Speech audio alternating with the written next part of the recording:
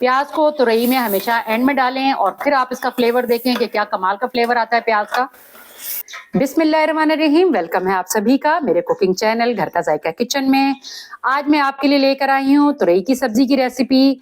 इतनी मजेदार रेसिपी कि आप खाएं तो उंगलियां चाटते रह जाएं। ये मैं कैसे बनाऊंगी और इनमें मैं क्या क्या चीजें इस्तेमाल करूंगी, आइए वीडियो में मुकम्मल तौर पर आपको बताती हूँ। सबसे पहले मैंने 1 किलो तुरई ले ली है, उसको छील कर मैंने दरमियाने पीसेस कट कर लिए हैं और फिर मैंने 4 दरमियाने साइज के टमाटरों का पेस्ट बना लिया है और 1 मीडियम साइज का प्याज मैंने बिल्कुल फाइन श्रेड कर लिया है। 1 चाय का चम्मच भरकर मैंने कुटा हुआ लहसुन ले लिया है।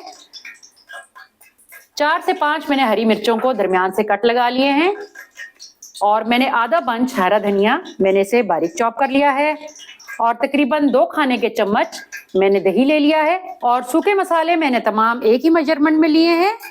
मैंने 1 चाय का चम्मच लिया है नमक, 1 चाय का चम्मच मैंने लिया है पिसा हुआ जीरा और 1 चाय का चम्मच मैंने लिया है हल्दी पाउडर और 1 चाय का चम्मच मैंने लिया है सूखा धनिया पाउडर। तो चलिए मेकिंग स्टार्ट करते हैं।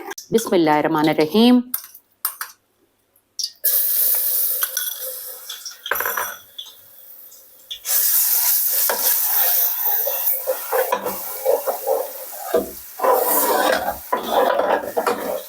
सबसे पहले मैंने गरम तेल में लहसुन को शामिल कर दिया है और थोड़ा सा मैं इसे पका लूंगी। अब आप देख सकते हैं कि लहसुन गोल्डन हो चुका है। अब मैं इसमें थोड़े से पानी का छींटा दूंगी ताकि लहसुन जल ना जाए। अच्छी तरह से पानी के साथ लहसुन की मिक्सिंग कर लेने के बाद अब मैं शामिल करूंगी हल्दी पाउडर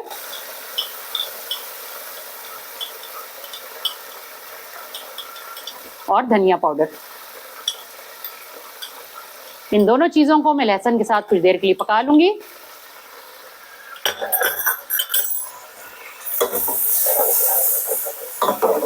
इसमें मैं लाल मिर्च का बिल्कुल भी इस्तेमाल नहीं करूंगी। अब मैं शामिल करूंगी जो मैंने चॉप करके टमाटर रखे हुए हैं और इनकी बहुत अच्छी तरह से भुनाई कर लूंगी।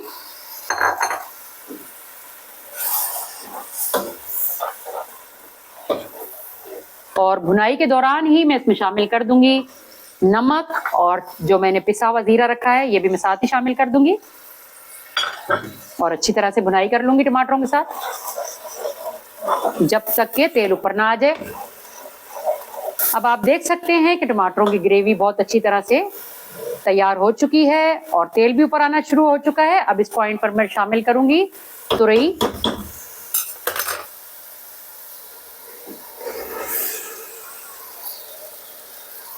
और बहुत अच्छी तरह से इन्हें मैं ऊपर नीचे करते हुए मिक्स कर लूंगी मसालों के साथ।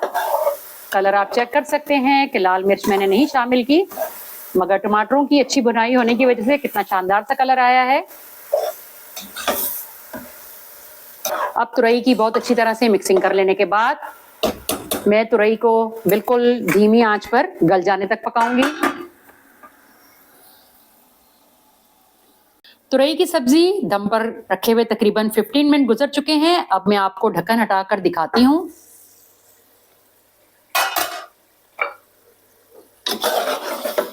क्योंकि तुरई में अपना भी पानी बहुत ज्यादा होता है तो इसलिए एक्स्ट्रा पानी कभी भी ना डालें, बल्कि अपने पानी में ही गलकर तैयार हो जाती है। जैसा कि आप भी देख सकते हैं कि ये बिल्कुल भी गलकर गिरी नहीं है, ये खड़ी खड़ी है और गल भी चुकी है। तो अब इस पॉइंट पर मैं आंच को बिल्कुल तेज कर दूंगी और जो थोड़ा बहुत इसका अपना पानी इसके अंदर है उसे भी मैं बहुत अच्छी तरह से सुखा लूंगी तेल ऊपर आ जाने तक।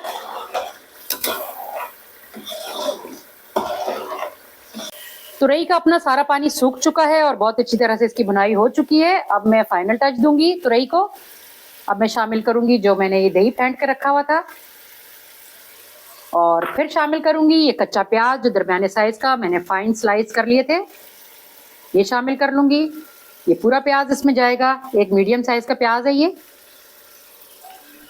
और फिर इसमें जाएंगी ये जो मैंने स्लाइस करके हरी मिर्चें रखी हुई थी और फिर जाएगा हरा धनिया। और अब इन सब चीजों को तेज आंच पर मैं बहुत अच्छी तरह से भून लूंगी।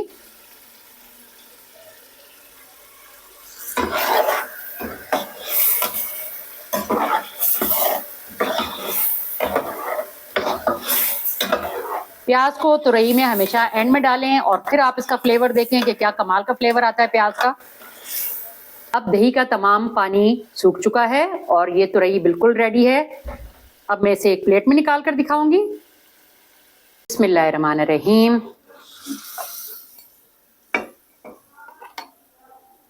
सब्जी की शक्ल आप देख सकते हैं कि बिल्कुल भी ये सब्जी बहुत ज्यादा नहीं गली, बल्कि जितना इसको गलना चाहिए था ये उतना ही गली है।